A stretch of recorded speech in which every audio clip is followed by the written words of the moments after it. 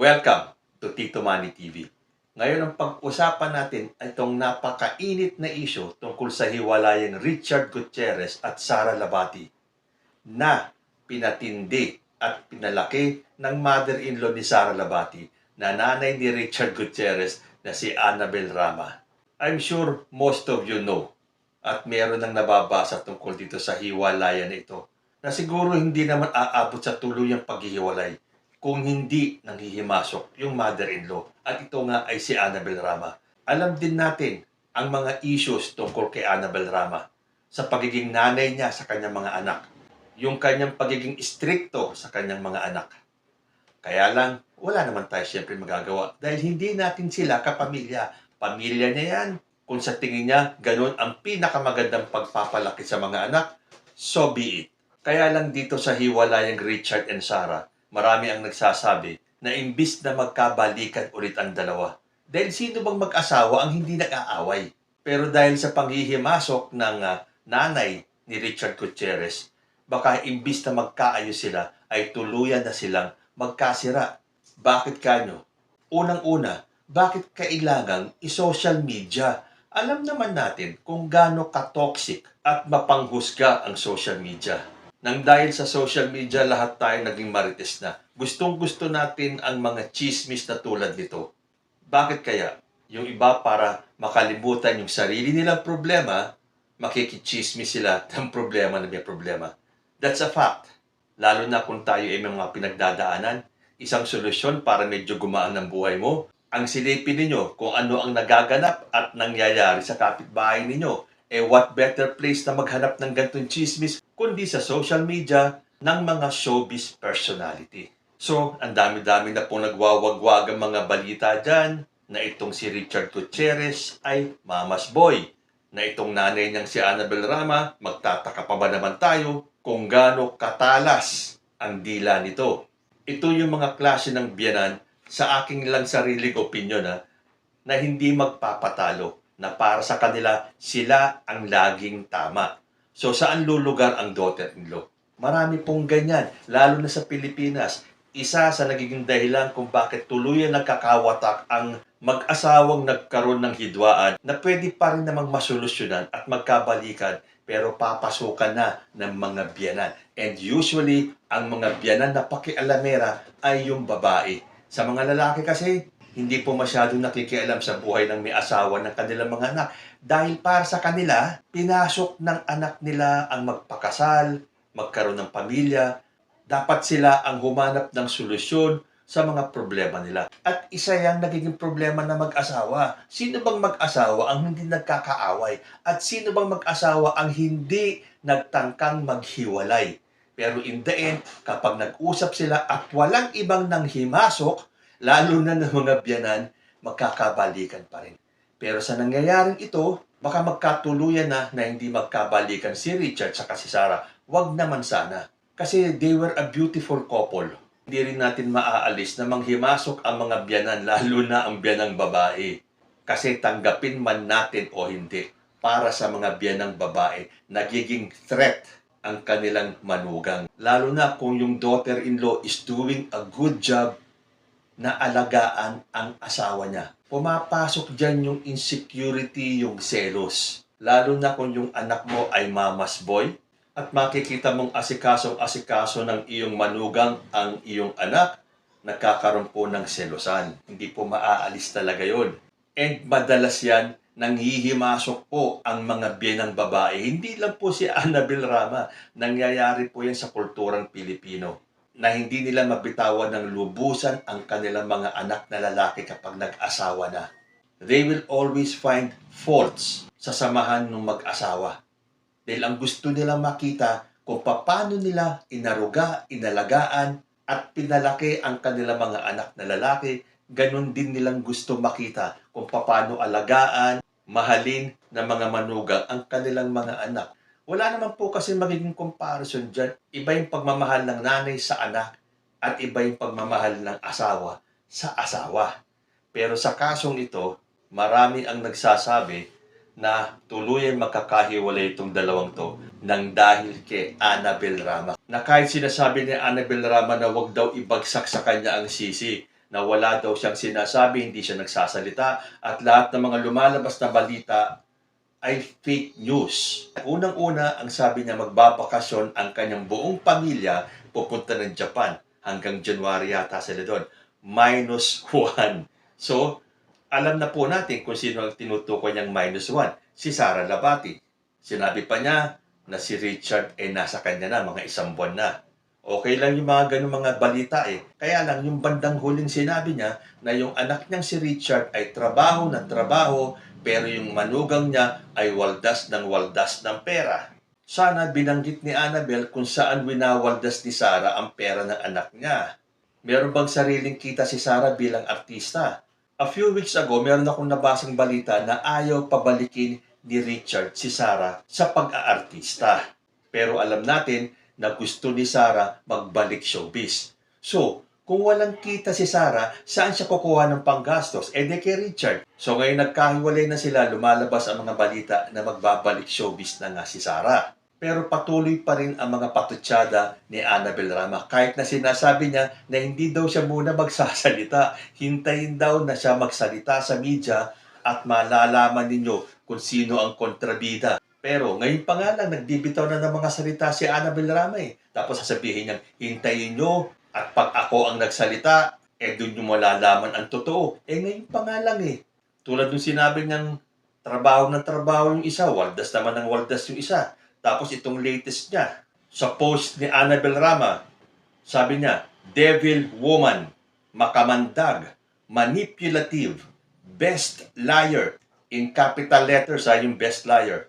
Please watch Gone Girl sa Netflix. Makita nyo ang leading lady ni Ben Affleck. I watched it 3 times. Hulaan nyo kung sino ang tinutukoy kong babae na devil woman.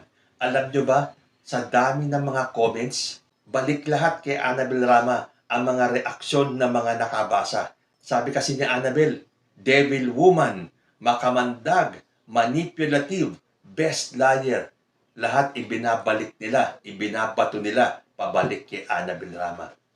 Tanggapin natin, hindi naman po maganda ang image ni Annabel Rama sa publiko. Matapang lang siya, diretsahan siya magsalita kung sino-sinong inaaway niya. Pero kokonti lang po ang nagsaside or kumakampi kay Annabel Rama. Lalo na dito sa problemang pamilya. Okay, linawin natin. Hindi tayo dapat nakikialam sa problema ng mag-asawa or sa problema ng pamilya. Bayaan natin silang i-resolba kung ano ang dapat nilang i-patch up, hindi po ba? Kaya lang, the mere fact na yan ay inilabas mo sa social media, ibinalita mo sa buong mundo, huwag mong asahan na hindi ka makakarinig o makakabasa o makakatanggap ng mga negative comments. Ako nga, sa dinami-dami ng nababasa ko mga nagko-comment, nagre-react tungkol dito sa hiwalayang Richard sa Sara, lahat halos, they are blaming Annabel Rama. So ganun po ka-negative ang dating ni Annabel Rama sa publiko. Kaya nga sinabi niya kapag ako ang nagsalita, makikita nyo na hindi siya ang kontrabida. Dito nga lang sa sinabi niya, devil woman, makamandag, manipulative, best liar, talbog sa'yo. Ganon halos ang mga reaction ng mga netizens na nakabasa o nakarinig sa kanya. Kasi ba naman, kahit na nasa showbiz ang mga anak mo at ang pamilya mo ay kilala sa show business, hindi kailangan maglaba ng inyong mga maduduming damit. Ayan, at tinagalog ko, ano ba yung sa English na sinasabi nila? Washing your dirty laundry in public. Ganun ba yon? Hindi ba?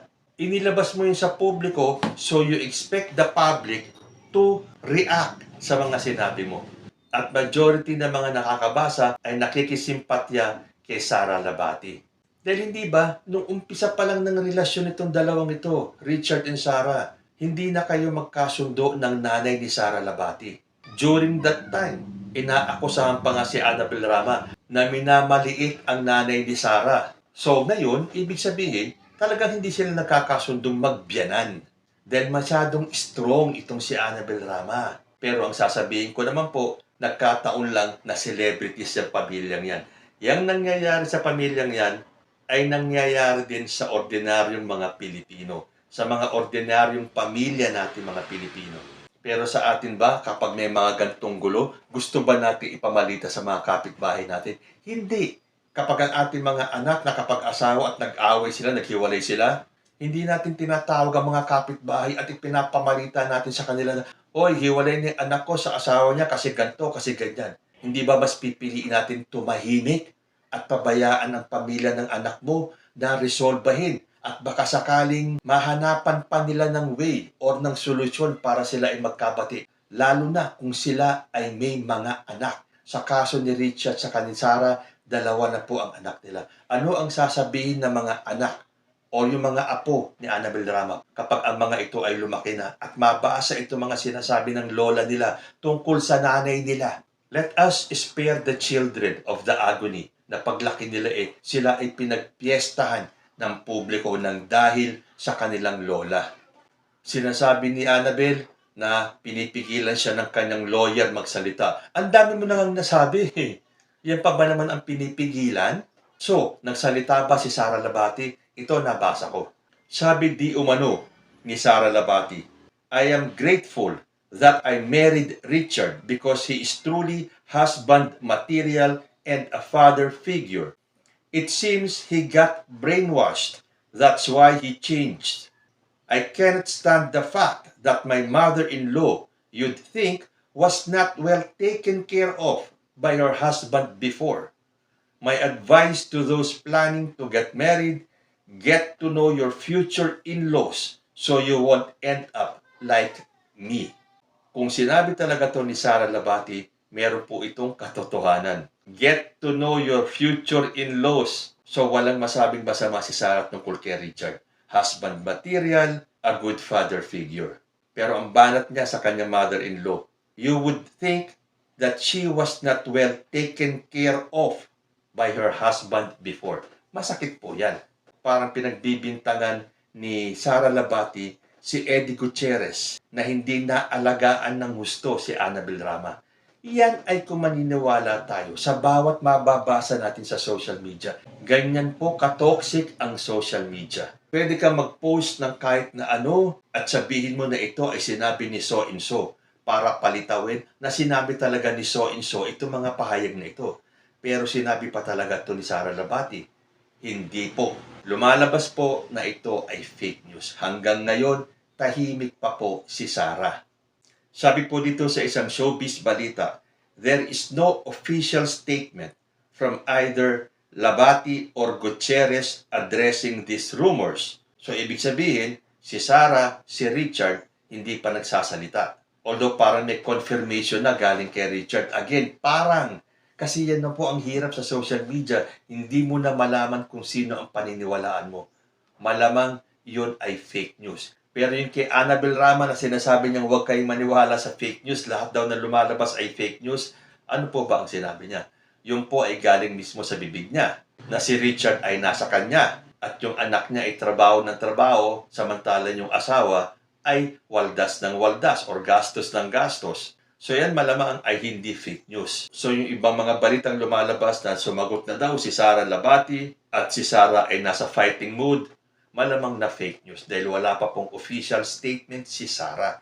At mas mabuti naman yun manahimik na lang muna si Sara o si Richard dahil problema nila mag-asawa yan Nung nag-asawa na po si Sara saka si Richard, talaga pong ambyenan will take a back seat.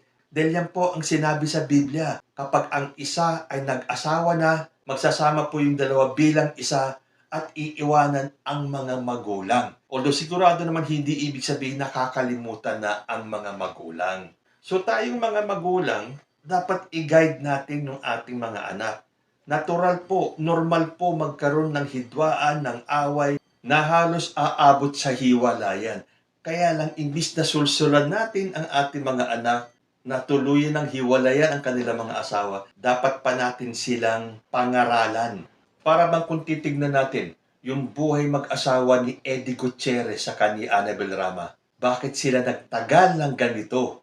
Nung araw, playboy ang image ni Eddie Gutierrez. Hindi ba ito mga natutunang leksyon ni Annabel Rama sa buhay mag-asawa nila ni Eddie ang siyang i-impart niya sa pamilya ngayon ni Richard at ni Sara?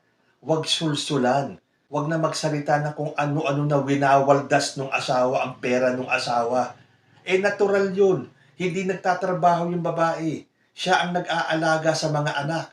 Ayaw pabalikin, di umano ni Richard si Sarah sa show business. At karapatan siguro ng mga asawa na waldasin ang pera ng kanilang mga asawa, lalo na kung alam natin na may kaya naman kayo. Binibigyan nyo lahat ng pangangailangan ng pamilya nyo. So wala akong nakikitang masama dun sa pagwawaldas.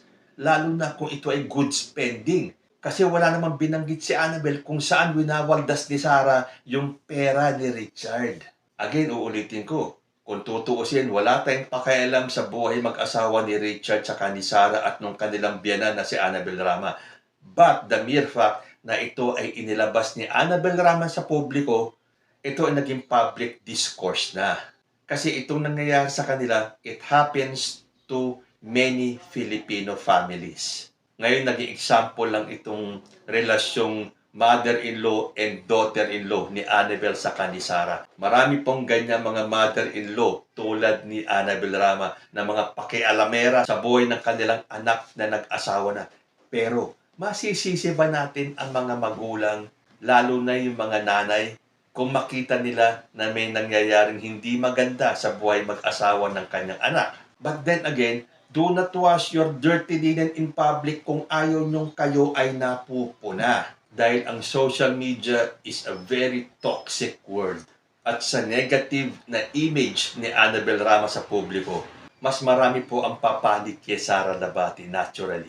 But then again, hindi po natin alam ang talagang punot dulo kung bakit naghiwalay si Richard sa si Sara. Unless manggaling mismo sa bibig ng mag-asawa kung ano ang dahilan ng kanilang paghihiwalay. Kaya lang sa pagkakakilala natin kay Richard Gutierrez, the gentleman that he is, hindi po magsasalita yan. May mga anak po sila eh. Bayaan po natin silang magresolba sa problema nila. Baka naman magawa nila ng paraan. It is not too late. Wala pa po tayong kilalang Pilipino mag-asawa na hindi nagkakaroon ng away. Huwag lang papasukan ng mga toxic na biyanan. Celebrity man katulad ni Annabel Rama or ng mga ordinaryong biyanan. So, tanungin ko na lang kayo, kanino po kayo panig? Kay Annabel Rama or kay Sara Labati? Hanggang dito na lang po muna. Hanggang sa susunod na mga issues, maraming salamat.